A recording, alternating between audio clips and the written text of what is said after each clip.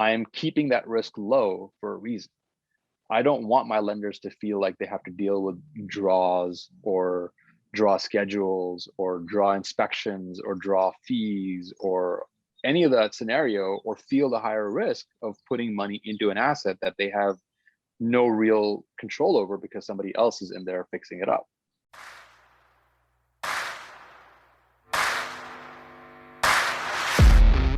Welcome to the Real Estate Mindset Podcast, hosted by Eric Nelson and brought to you by Wild Oak Capital. Eric is a real estate investor, business owner, and performance coach.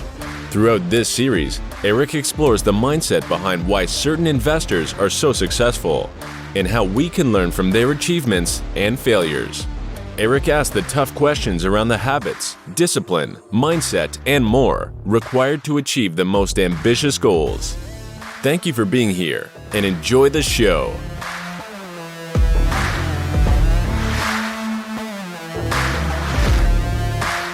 Hey everybody, welcome to the Real Estate Mindset Podcast. This is your host, Eric Nelson. Thanks for listening. I have an awesome guest tonight. We were just talking in the pre-show. Man, I'm so excited. I'm glad I hit record because I have a bunch of questions to just dive right in. But Jaspreet Baveja is here with me today. Thank you so much for taking the time. Thanks for being here. Thank you for pronouncing my name right and having me on the show. I nailed it. It's nice. awesome being here. Nailed it.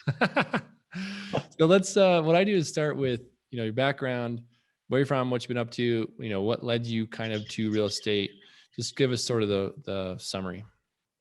All right. Well, in a nutshell, born and raised in New Delhi for about 15 years, moved to the US and moved around it quite a bit, and been in the Bay Area now for about 11 years.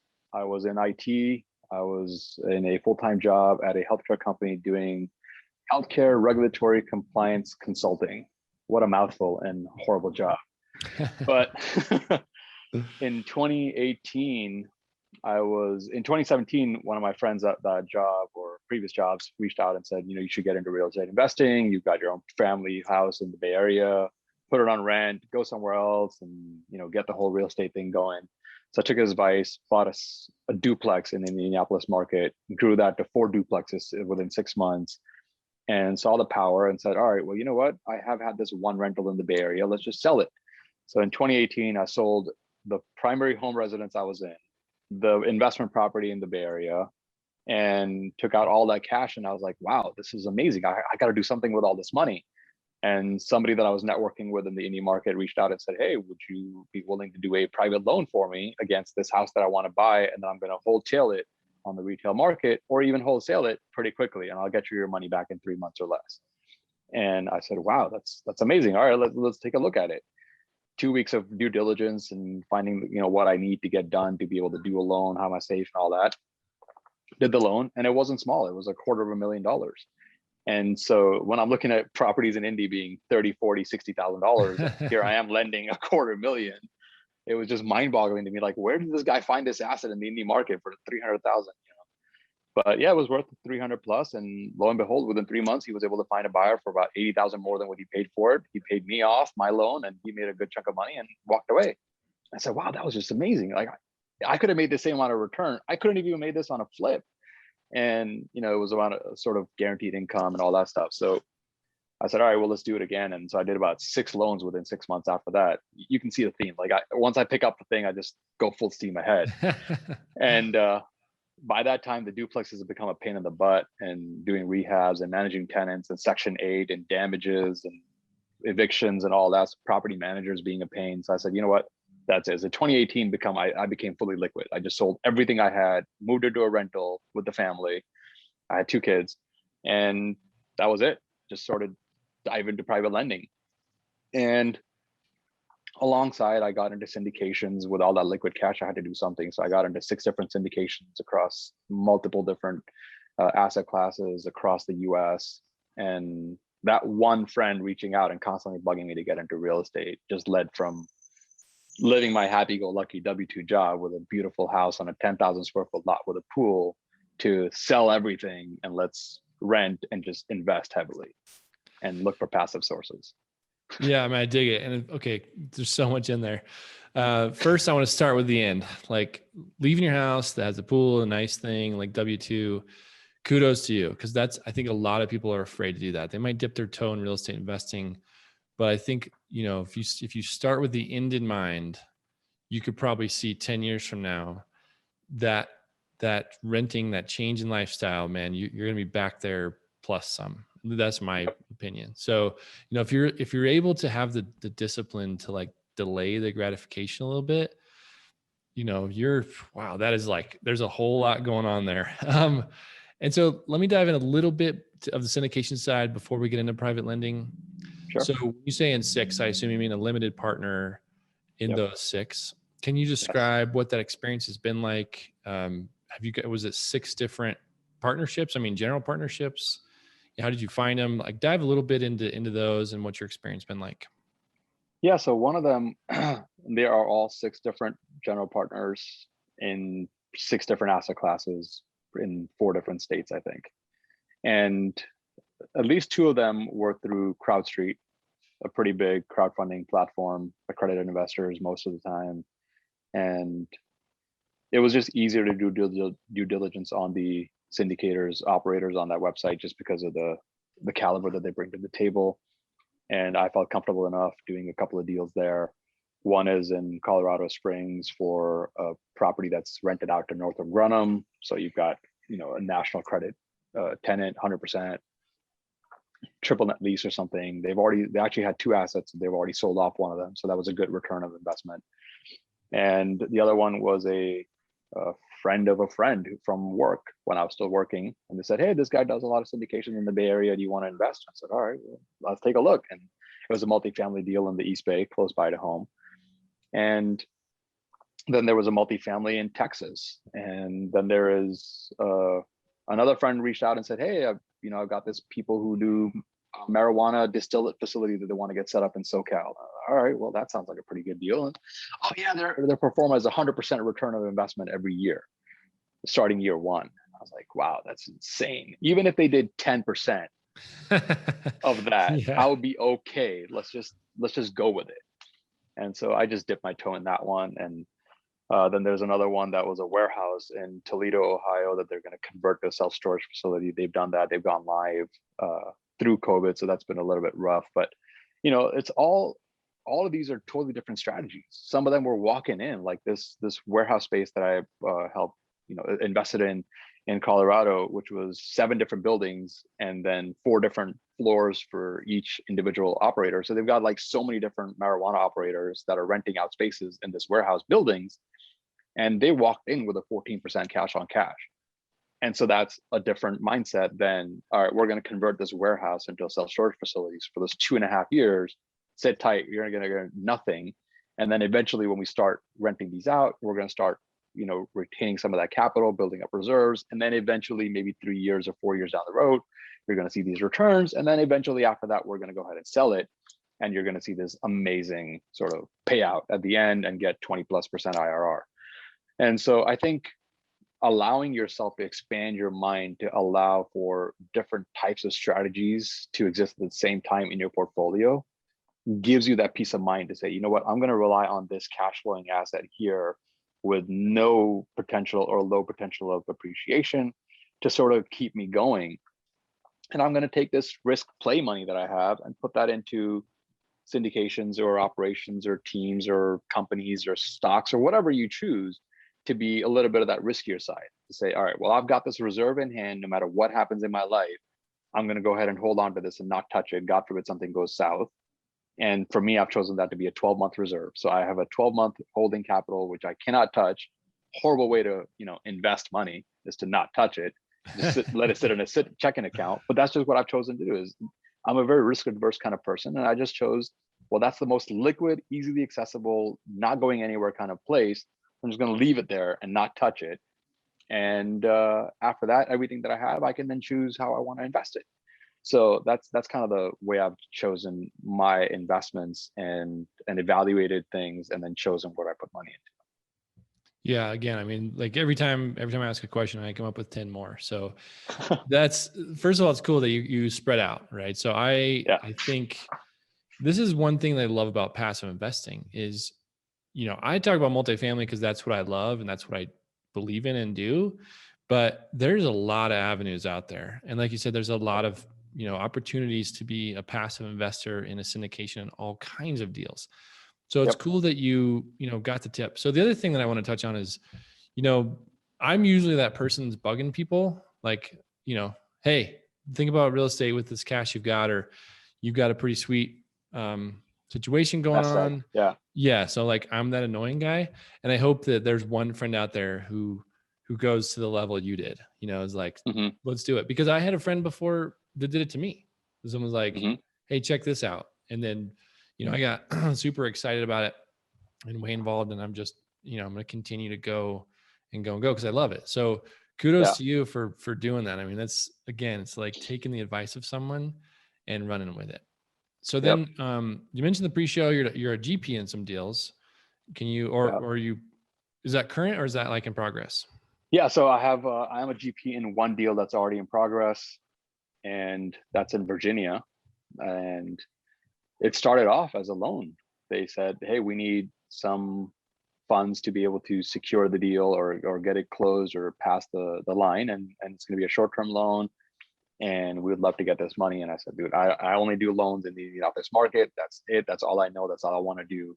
And so I don't want to do it. And they said, look, we really need it. We're going to give you an amazing return. Let's just do this. And all this happened in the span of 3 hours because they needed the money same day. I think I say 3 months and maybe 3 weeks, like 3 hours. That's crazy. 3 hours. I think it's all about relationships.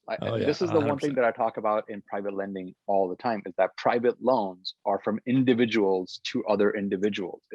We're not reaching out to a fund or institution or a conventional bank or a credit union. It's nothing. None of those things are here. It is a person reaching out to another person and taking their funds to expand their business or make their business plan successful in some way. So it's all about relationships. And this guy I talked to a few times and said, all right, well, you know what? I'm still going to take a lien position. I'm still going to do a, deed of trust, and I'm still going to go through the legal process. Everything's going to happen. So get it done in the next 3 hours if you want my money.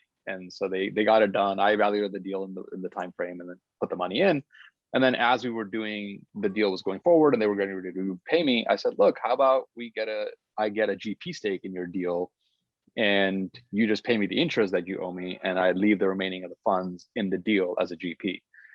And so that was just a creative way of getting into the GP stake. Now I'm making decisions. I'm helping them with financing. I'm helping them with short-term rental space that they wanted to go, and bringing property managers to the table. So I'm adding value beyond what I initially did, but it's just another way of getting into that GP stake. You don't always have to have money. You don't always have to have deal flow. You don't always have to have the net worth. You can bring anything that you have that the team needs at that time to the table, and then buy yourself that GP stake with connections, with a network, with limited partners. I don't care what you bring to the table. It's just find a way to get yourself in a position where you can then become part of the GP team, grow your own experience, and become someone that can be treated as a GP on the next deal rather than a co-GP on this one deal. Because the more experience you have, the banks look at you better, limited partners look at you better, brokers look at you better, because now your name is on that document that says, yep, I am a co-GP on this X number of unit deal in this marketplace, and we've done this well.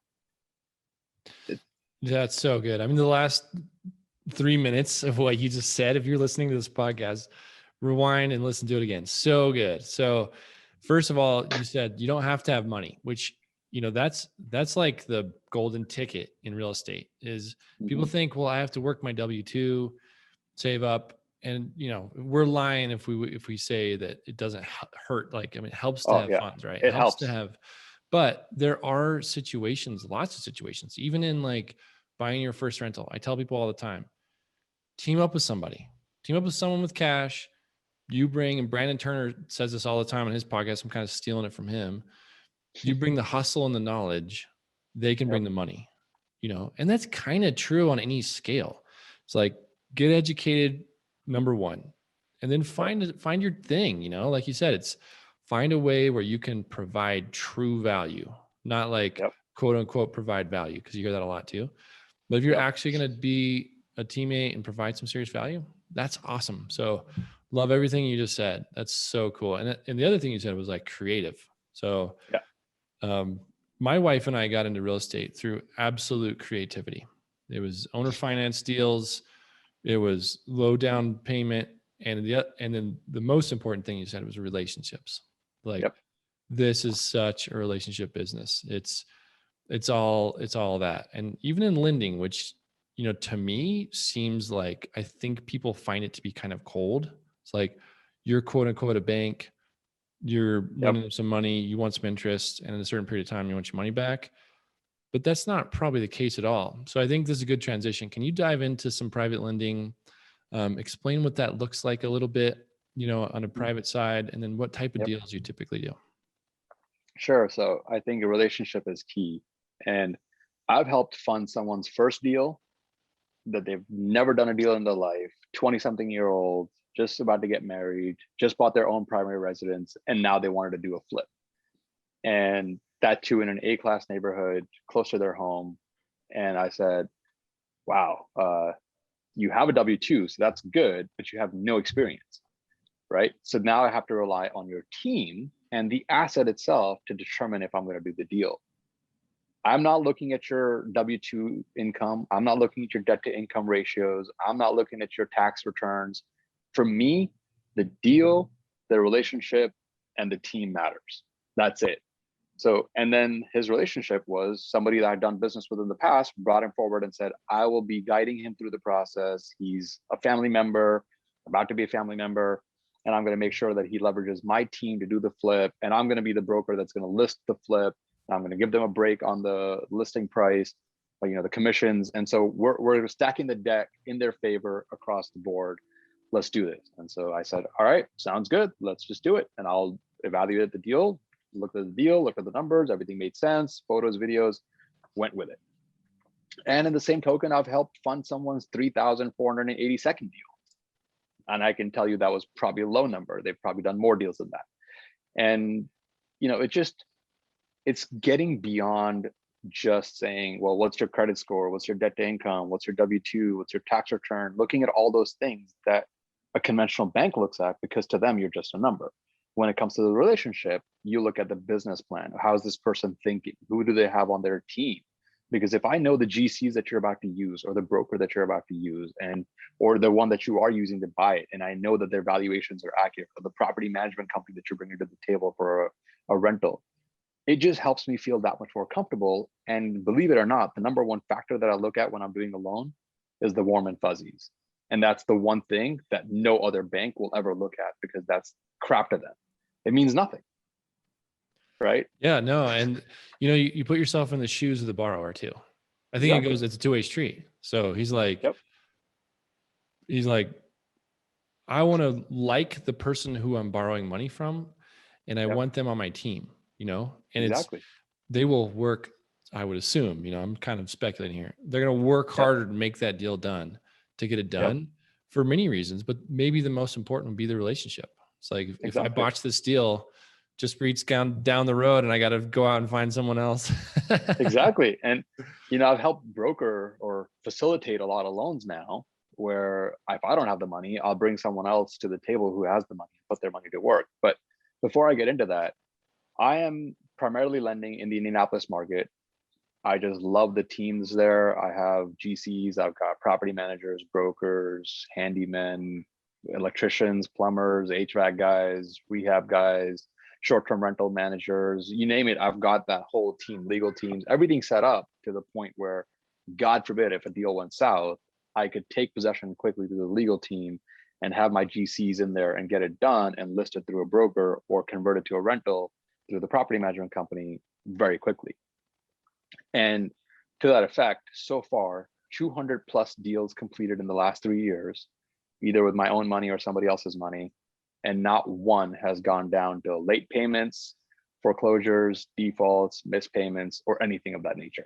Wow, that's incredible. That's an insane track record. Congrats. And that is the power of relationships. Thank you. Because nobody wants that per private lender to feel bad, to not do the deal again, or the private lenders don't want the borrowers to be in a bad position. So they'll always work out a situation, say, all right, hey, Jaspreet, listen, I know you helped me get this private loan facilitated, but the deal is going to take 7 more days than we anticipated. And that loan closes in 3. So we're going to need an extra 4 days. No problem. We just reach out to the lender, say, hey, look, is it going to take a fee? Is it going to take a point? What do you feel is sort of, how would I put this? A fair compensation for you to extend the loan for 4 days. And any reasonable human being whose own money's in the deal, and it's not like a hard money loan where they've got investors breathing down their necks to get their money back, or a fund that has to go do another $17 million deal and they need this portion back, is going to say, all right, well, you know what? Don't worry about the extension fee. 4 more days, no problem. I'll sign this extension for 4 days or 7 days just to be on the safe side. All good. And that's how you avoid any negativity. There's nothing that says that you can't go in and ask for an extension. My notes are written that way. The deals are formatted in a way that everybody has the ability to negotiate everything. When a borrower comes to me and says, hey, I need to borrow $68,000 for this $72,000 purchase, and a lender says, well, I'm willing to lend 67, it's just a negotiation. Maybe 2 other lenders that I reach out to might say, oh, I'm willing to lend 70, right? It's such a unique space to be in, where the lenders choose what they want to lend on, and the borrowers can then come back and say, well, I want to use one of these 3 lenders that you gave me the option for, because this guy's giving me 6 months or 7 months versus the 6 months, or they're giving me a higher loan to cost, or they're giving me a better rate or point structure. And so it's just, I'm in that unique space where I'm allowed to sort of play around with these things and allow the lenders and the borrowers to be able to come together and make a deal happen and keep them both happy. Right on. So let's dive into that a little bit more. Like, how do you, first of all, how did you get to where you're kind of facilitating people? I mean, it was just kind of word of mouth type thing. 100%. Okay. And then what does it look like? So someone comes to you and says, hey, I'm doing a flip. I need 100 grand. And maybe you don't have that liquid. So you basically have a relationship with a handful of other lenders and you connect them and then do you get a little fee, or what do you get for that connection? Yeah, I get compensated at the closing table through the HUD as an actual formal line, a compensation for financing or whatever. And it is always, I am only allowing myself and my lenders to lend against the purchase price. I am keeping that risk low for a reason. I don't want my lenders to feel like they have to deal with draws or draw schedules or draw inspections or draw fees or any of that scenario, or feel the higher risk of putting money into an asset that they have no real control over because somebody else is in there fixing it up and making decisions on colors and countertops and tiles and floors or whatever they choose, right? And so I'm saying, all right, well, hey, listen, borrower, if you're going to buy $100,000 house, I'll lend you $98,000 for that purchase, but the remaining $30,000 that you're going to put into it to make it worth 200 or 185, that's on you. And that's how the deals are always structured. And 95% to 99% of the deals that I help facilitate or I even do myself, there are no monthly payments involved. So for those 3, 6, 9, whatever months you're going to hold on to that note, there are no monthly payments to the lender. That's super. I mean, I love that creativity. Yeah, it's so cool. So, okay. So here's like a standard for the listeners. I mean, from my perspective, here's a quote unquote more standard loan for that type of project would be like, okay, let's say it's worth 160 at the end.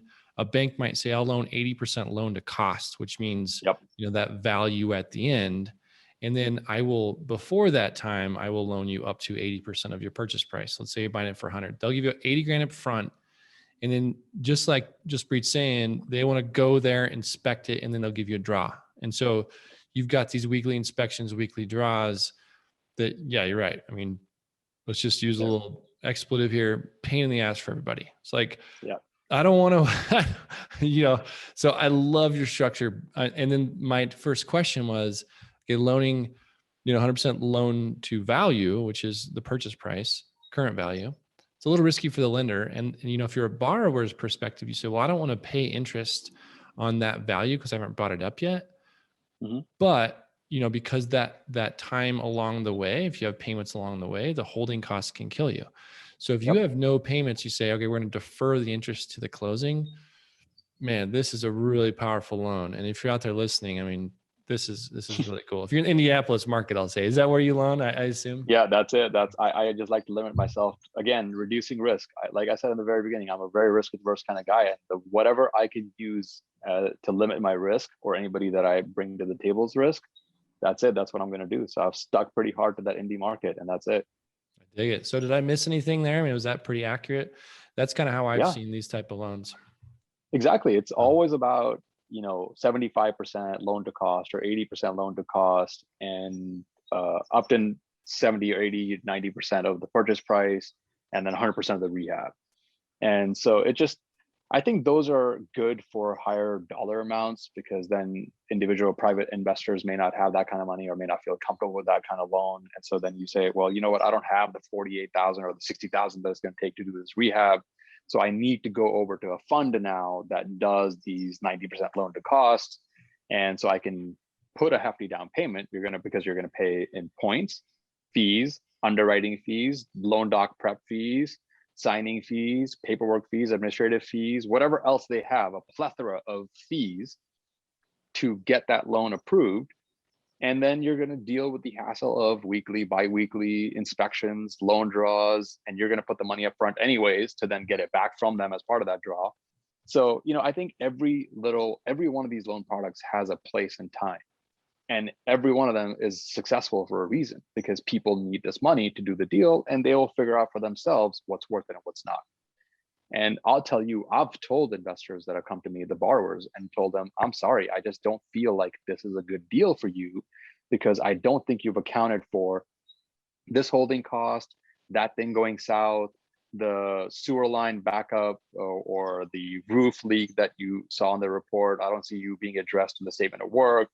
And so I want to be 100% on the side of my borrowers and 100% on the side of my lenders, because the safety is in knowing all the details.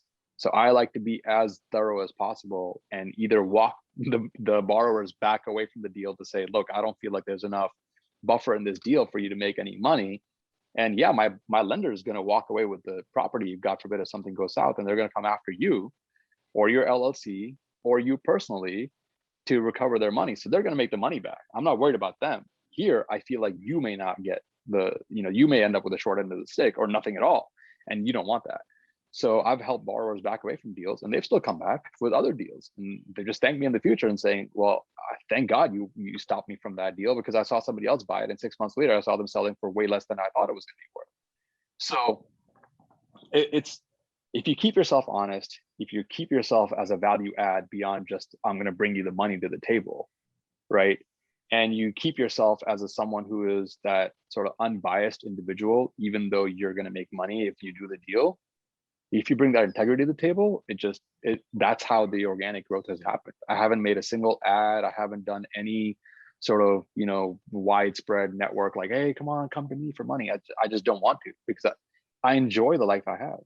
I gave up that life for a W-2 and for a reason. In 2019, when I quit my job in 2019, my family and we took a trip for 2.5 months across 9 countries and 2 states, just nonstop. We were gone. We didn't come home for 2.5 months.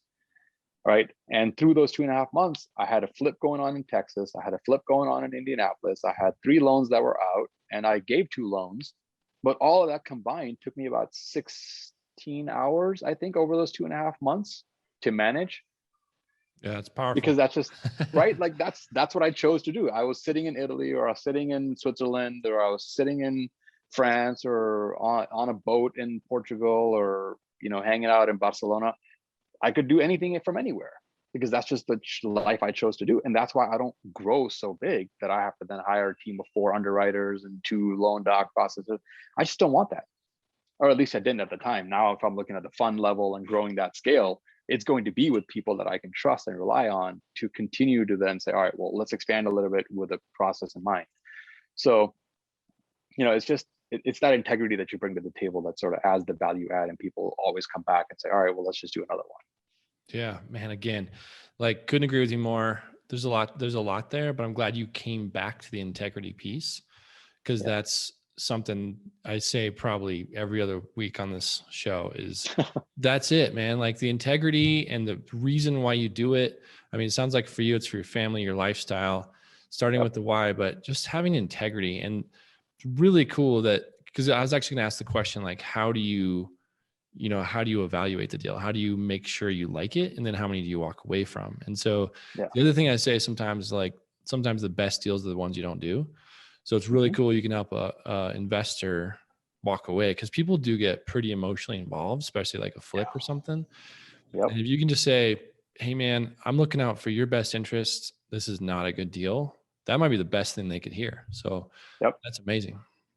Yeah. I think, people have always said that if I tell them, look, my position is secure. I'm going to go after the asset. I'm going to go after the LLC, and I'm going to come after you personally, and I'm going to get paid. Whether it's a judgment, whether it's assets that I take control over or foreclosure, whatever it takes, I'm going to get paid.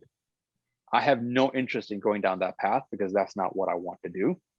And so I'm going to tell you right now, this should not be the deal you go after. And that's it. I tell people all the time, your lender is your number one best friend in a deal, because they ideally never want to do a deal that's not going to make sense, because nobody wants the headache of going after an asset and doing the foreclosure and waiting for months and filing stuff and all that paperwork and nuisance just to get control of an asset, to then spend more money into the flip yourself and then get it listed and sold and manage the rehab and manage the sale process and the commissions. Like, it's just not something that's ideal for any lender. And so if any lender is making you go into a deal that you feel tight in already, it's because their intention is to get control of the asset. And that's something you should be wary of. Always think about, right? It's just, if your lender can tell you no, listen to them, because they're going to make money no matter what. And they're still telling you no, that means that they're looking out for your interest. Yeah, that's a powerful tool right there, because if someone hears no, a lot of times they'll go somewhere else. They'll find a lender who'll do it, and then they'll go sideways. But if someone says, "Hey, I don't think this works for you," that's pretty powerful. So again, emotions might be involved, but sometimes just walk away. So that's actually a cool transition. I mean, you kind of mentioned it a little bit. Let's dive into the fun thing a little bit. So, are you willing to share like what you have going next? Your funds that you have cooking, and can you describe what that looks like? Yeah, so I'm working with Fairwind Capital, and we are looking to get a fund started soon that will do multifamily investing. And this will be a fund that is able to pool money together and go after multifamily assets and get control, take possession, value add, and then refi and hold or sell to continually generate the returns for our investors and make neighborhoods better and allow for a better class asset to exist in that neighborhood to then raise values around it as well, right? So it's a plus for everyone. And sometimes you are looking at syndicators who are only going after appreciation. Sometimes you're looking at people who are only going after cash flow. Sometimes you're going after people that are a blend. And so I think we're going to design the fund to be somewhere in the middle, where it's going to go after some cash flow to retain some reserves and make sure that the wheels keep turning, but then continually keep adding value to then raise the rents, raise the valuation, raise the standard of living, and then dispose of the assets eventually. So that's one fund. And then the other fund that we're going to look at is going to be around debt, where we can then raise money to pool the money together and then have me managing which directions the funds go to and who can borrow and how much and all that stuff, and set up an entire structure to evaluate deals and possibly grow beyond just the Indianapolis market that I'm comfortable with. Because at that scale, you can then hire better teams, you can then form partnerships with other people to then have a little bit more comfort level in the market and say, yep, I'm okay lending in these other markets as well, because I feel like they're in similar places as Indianapolis. Because if you look at certain markets, they just either go up like crazy, like California, all of California. I don't care where you are, from Fresno to here to Stockton, it's everywhere is just a nonstop going up. Right. And so, the appreciation is going to always be there. Cash flow may never exist, but appreciation will always be there. But then if you look at markets like Indianapolis or sometimes even Memphis or Atlanta or any of these other places that are slowly picking up appreciation, but have been good cash flow markets, then that's an easy place to lend to. Say, you know what, I believe in the cash flow here. I believe in the valuations. They're going to pretty much stay steady or go up a little bit. It's not going to be this random, like all of a sudden in the East Bay and let's say Walnut Creek, right? You went up 10% and then 6 months later you came down 15 to then go do that all over again. So I just feel like the market evaluation is going to be a little bit different in the fund, but that's the goal, is to have one for multifamily and then one for short-term debts. I love it.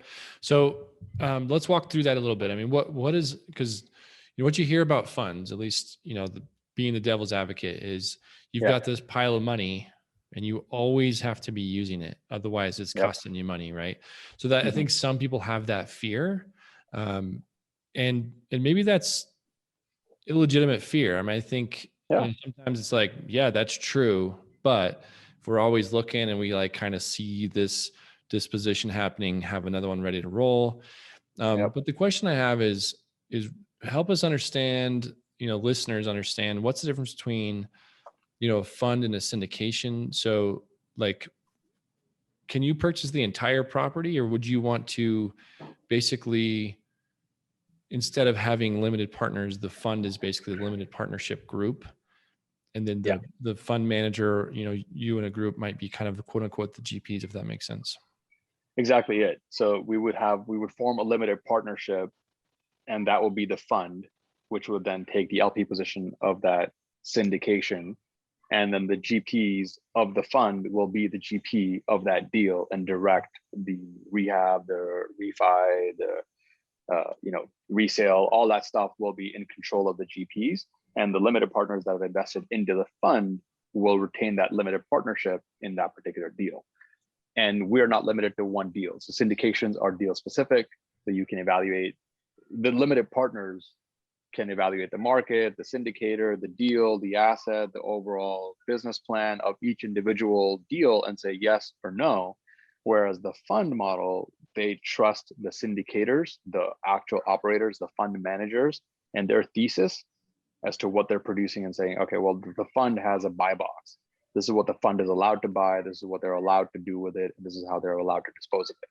And then as long as that business model makes sense and they trust the operators of that fund and their track record, then the limited partners invest larger amounts of money, usually into the fund, to then allow them to go after, let's say, 486 units or 1,000 unit assets versus the 100 to 150 unit assets in a syndication.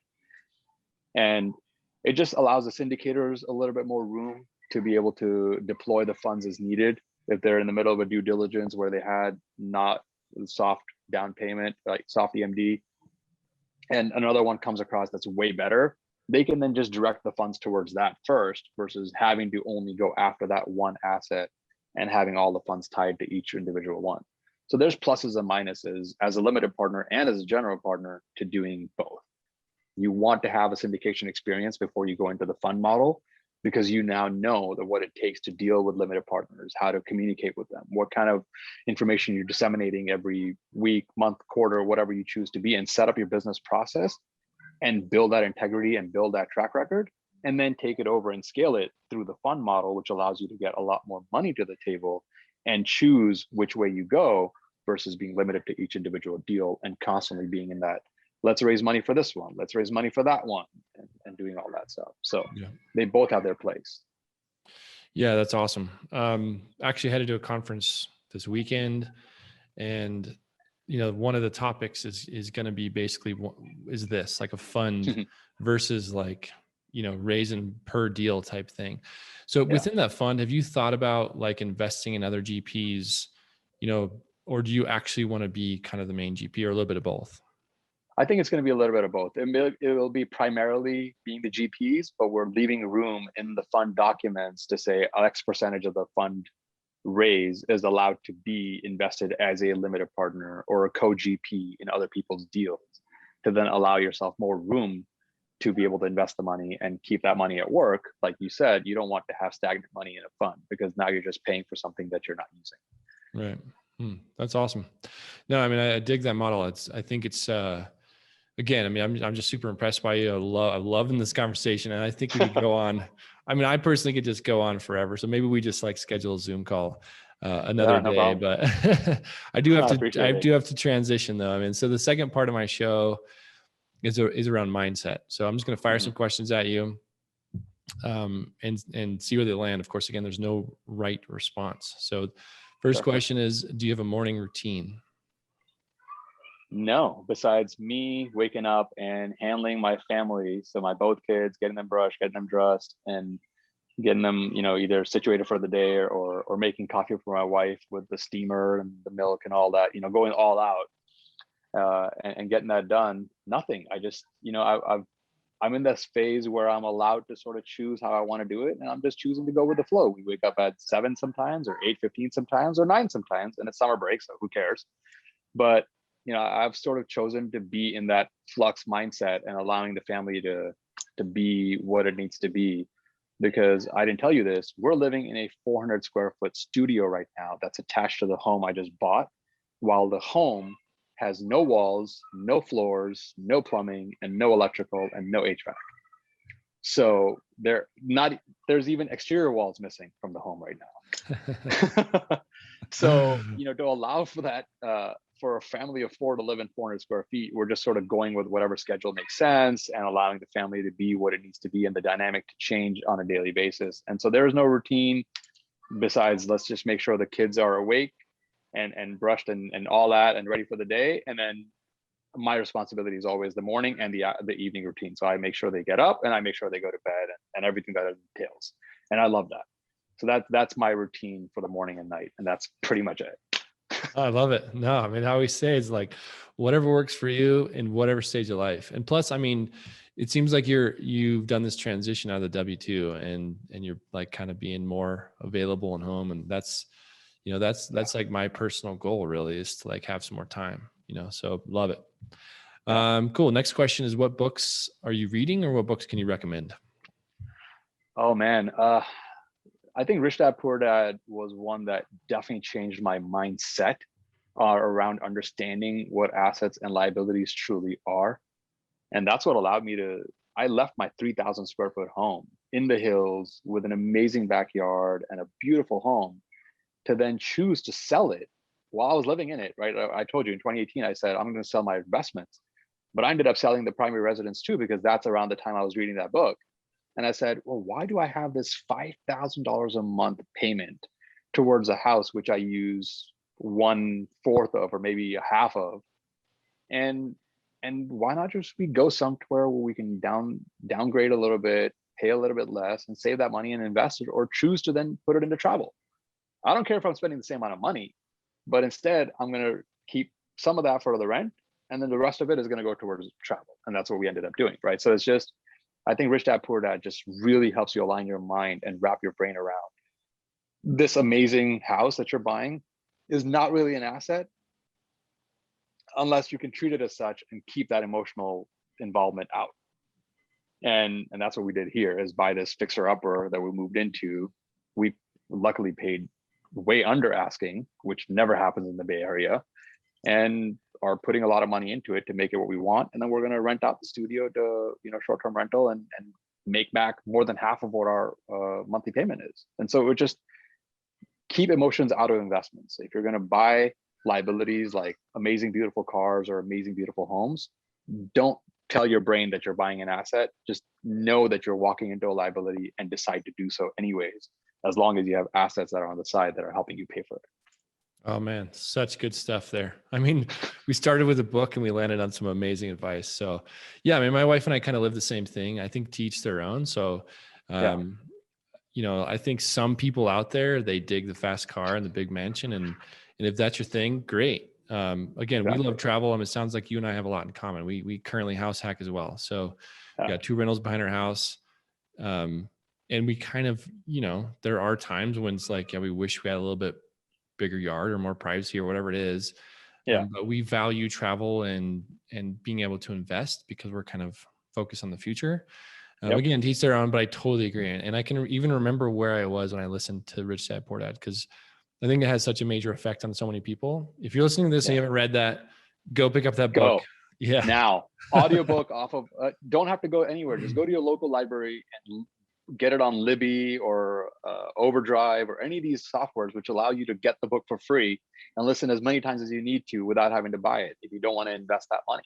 And I do consider that an investment, but still, that's a free way to get access to any book. Go to your local library and get into Libby, get into Overdrive, get into Hoopla. Any of these places, they have amazing libraries of amazing books that have so much value and that are worth so much money, but you get access to them for free. Love it. Again, man, so many nuggets in this show. So good. All right, cool. So the next one is, have you ever had a coach or a mentor, and was it worth, your time or more money? I never paid for a mentorship. I did join a group with Bridger Pennington, Investment Fund Secrets. That's the first sort of mastermind I've joined that allows you to learn how to operate funds and what funds are all about and how to really get around the scared mentality of having a fund. And so that one I found very valuable, and I find it super awesome to have that networking aspect of it. But beyond that, I haven't really had any mentors. Like I said, that best friend of mine who, dragged me into real estate was amazing to have, who was a friend / mentor and helped me leverage his network to get into the Indianapolis market where he already had, let's say, 60 units.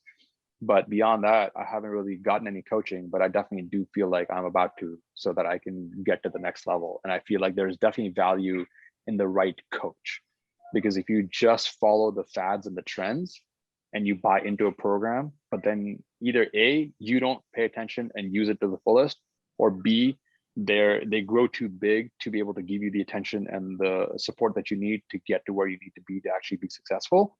And so watch out for either of those two traps.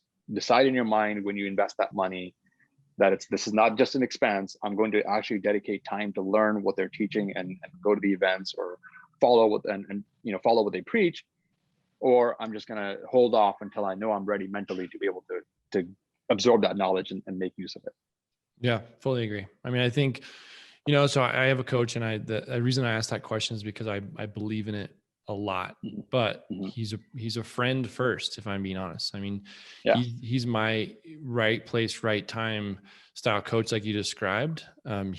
He's awesome. His name is Jens Nielsen, just a little shout out. But I think like you said, I mean, there are tons of gurus out there. There's tons of people who have these systems in place where, and I don't want to knock them because they're successful for a reason. Right. And if you do follow what they're saying, if you do, really follow all the stuff, I'm sure you'd be successful. But again, like you said, I think it needs to be right person for you in that situation. And then, some people are motivated by money. If you're going to spend money, you got to go for it. So cool. Awesome question again, and awesome answer. I gave myself a little kudos. Awesome question to me. Perfect. Awesome, man.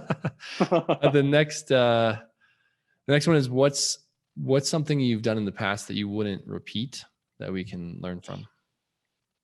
Oh man. I think not enough due diligence. I had a flip in Austin that I did that lost me about $45,000. I bought that property within 45 minutes of seeing it, or quote unquote seeing it, because I was driving to get my oil change done at 8 a.m. and it was already 10 over there, right? So they reached out and said, hey, this property is about to hit the market. We're doing an open house in like a half an hour. Do you want to see it? This was a wholesaler, and commission-based wholesaler, which is strange. But anyways, they have a whole company, and then they have individual salespeople for that wholesaling company. Anyways, so I reached out and saw the property while I'm driving, just sort of looking at it. I'm sitting in the waiting room with the oil change. I'm looking at the property, and I said, you know what? Let's just do it. And then after that, the asset wasn't the problem. I think the GC and his level of competence and having subs to be able to manage the work, that got problematic. And I think not recognizing the signs is another thing. If you feel in your gut that something's going wrong, invest the money, go take a look. If it's out of state, I only do out of state investing. So that's what I'm speaking to, right? Everything that I have is thousands of miles away from my house. So, go look at it and be more involved. Just pay attention to the signs that if you feel like something is not going right, dig in deeper. Don't just take someone's word for it. Show up, get your eyes on it, whether it's a business or if it's an asset or if it's a syndicator that you're working with. If you as a limited partner are not getting responses from your syndicating sort of team, that GP team, take action. You have legal recourse, or better yet, reach out to them first, whatever way you can. Email, text, cell phone, call them, reach out to their portal that they have, write comments, ask other investors. It's just, I think, being more involved and being more aware and paying attention to the signs that something's going south is I think the key thing there. Oh man, good tip. So a couple of things, absolutely agree, is like due diligence is like, for me, the most not so fun piece of doing properties. I mean, you're like the fun of finding the deal, the hunt, like it's exhilarating, get under contract, super cool. And then it's like, okay, here comes the grind. Yeah. It's like, oh my gosh. And I don't really mind underwriting. And I actually don't really mind, walking the property and inspecting. And I actually love dealing with the property manager, but it's just the diligence of what is the business plan? How are you going to get there? Who's the GC? All those things. It can be kind of a grind, but it's absolutely worth its weight in gold, and you have to do it. So excellent tip. And then the other thing you said was, if you're not getting a response from your general partnership team and your limited partner, that's a pretty big red flag in my mind. I think the best GPs, the best operators, they're 100% transparent, and they are very honest and open, and communication's got to be there. It's your money in the deal, so don't be shy. Exactly. So I love it. Great tip. So the next one would be what mindset tips can you give someone to propel them forward? I usually ask like someone starting out, but just in general, what's a mindset tip that you can share for our listeners? Don't have a scarcity mindset. So good. I don't care if it's sharing a deal with someone to have them take a look at it and worrying about them stealing it. Don't be worried about asking for help. Don't be worried about bringing someone to the table for someone else and saying, oh, well, if I bring that person for this deal and they take the money, then I won't get any money. It's just, I think a lot of it is money driven, right? People are always worried about not being enough money. There are billions or trillions of dollars just sitting on the sideline, whether it be the stock market, whether it be the coins on crypto, or whether it be real estate, or it be any other assets that you can think of. There are trillions of dollars just sitting on the sidelines waiting for the right operator, waiting for the right opportunity that meets that fits their box to put money into. Worry about doing the diligence, and worry about networking, and worry about building relationships, and worry less about the money. It will come if you find the right deal and you present it the right way, and you have integrity in being able to follow the plan that you have. You will deliver, and you will find the money, and you will find the assets that you need to be successful. Yeah. I preach about abundance mindset because I couldn't agree with you more. And so I touched on the quote unquote fear of a fund a little bit. Yeah. And I think a lot of people will say, well, what are you going to do if this big pot of money is not doing something? To me, that's kind of a scarcity mindset thing. It's like, there's deals out there. If you say, hey, I've got a fund and we've got some cash, I can guarantee you people are coming to knock on the door. So, that's a very specific thing, of course, but just in general, totally agree. People tend to get a little greedy, like GP points, for example. It's like, you got to bring another partner in who has a skill set that you need that will make that deal go better, but you give up a percentage, for the partnership, and you make a little less. From my perspective, that's awesome, because first of all, your investors are doing better, and then it'll just propel the next deal. So exactly. I picked two like specific deals or things to touch on that, but that's an amazing tip. So love it. All right. So the next one is, if someone asks you I'll start with the first one is, what is your definition of success? Oh man, it's so individual. For me, success is being able to work less than 4 hours a week and spending time taking my daughters to gymnastics and wrestling and cheerleading, and you name it, I'm there at every single one of those things. Every day, I'm there at every one of those. That to me is success.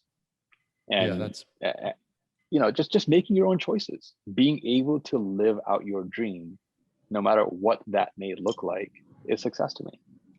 Yeah, that's so good. Again, I think that you and I seem to resonate a lot in that regard, because I have two young kids too. I have two young boys, and my goal is to spend more time with them, right? So all the effort I'm putting in now, the long-term vision is, all right, I want to have more time with my family. I want to travel. And you also touched on this earlier, so I'll kind of circle back, is I want to make these places a better place to live. There's a lot to it, but it's start with the end in mind, and what's the why is like so good. But yeah, I mean, I think you're right. It's all individual, but to hear you say is awesome. Cause that is really success, is do what you want when you want. You've made it. It doesn't matter how much money you have. Exactly. That's it. I don't care how big your house is. I don't care how amazing your cars are. I don't care how amazing your jet plane is and all that stuff. That to me is, maybe that's not my success. My success is being able to take a first class flight from here to India and being able to sleep with my family in each individual seat and having layback seats. And that's pretty much all I care about. And not having to have my own private plane to take me there. That's okay. If your idea is just to be able to get a freaking last second amazing deal, economy class tickets to be able to go somewhere that you've never been in your life and take your family with you, that's success for you, right? So just stop worrying about what other people think what success is, and worry about what you define success to be, and go after that goal. Forget everyone else, dude. That's the American dream, right? Like, people always were, when we're in high school, we don't care about what other people think. We shouldn't. I know a lot of us do, but you get beyond that. That's it. Just get beyond what other people think and define your own success and just go after it. That's it. Be happy. Yeah. I mean, that's really the heart of the question. I mean, I asked that question because I'm interested in what people say. I'm interested to hear what people's thoughts are. But two is, like, everyone has their own version of success, and you should be chasing that, not your friends, not your neighbors, not your parents. It's whatever you are after. It just always circles back to that. So awesome, man. This is like the gift that keeps on giving, this podcast. And it's my, like, it's for me. Like, most listeners may not get so much, but I'm loving it. So thank you. I appreciate that. Thank you. Cool. And then, I always tag onto that. If someone asks you personally, what makes you successful as compared to someone else, what is your response?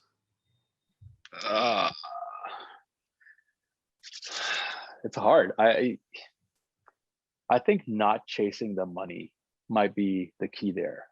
Is right. If I was only chasing the money, I would have never been able to say no to a borrower. If I was only chasing money, I would have grown tenfold by now by hiring 3 other people and having advertising and building relationships with institutional funds and all that stuff, and just gone crazy.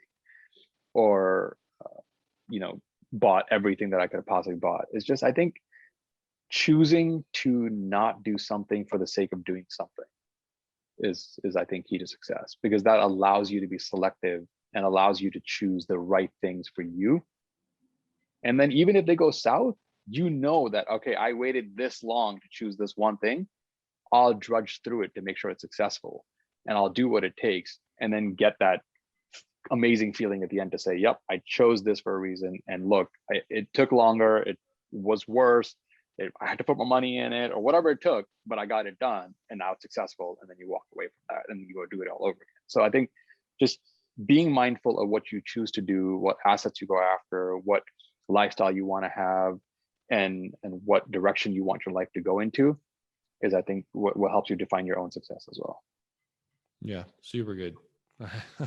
I won't say anything to that. I just love that answer.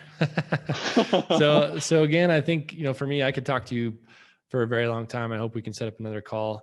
That's what I like about podcasting. I get to, like, grab an hour of your time and ask a bunch of questions, but cool. So, we'll wrap it up here. How can our listeners get in touch with you? Where can they find you? Website, social media, all that stuff. Well, I am on Clubhouse quite a bit now. J Baveja, JGB LLC. It's there. I mean, you can just type in Jaspreet Baveja on the internet. I'm sure you'll find it. But my website is jgbllcre.com. And that is the best place to get a hold of me. There's a time to book a calendar, invite with me, send me an email, WhatsApp message. I reply to pretty much everything. And please do not reach out to me for deals that you want funded in Tennessee or in Idaho or California or any of that stuff. I specifically lend in the Indianapolis market, and that's what I like to focus on. And I will try my best. I never say that I will always guarantee a loan, because it's just not possible to do that. But I will definitely try to make sure that I can work with you on negotiating, whether it be the loan amount, whether it be the duration, payment schedules, points, fees, structures, whatever it takes to make sure that everybody in the deal is happy. And that's sort of the goal. Sounds good. All right. Well, Jaspreet, thank you so much for your time. Appreciate you being here. Thanks for coming on.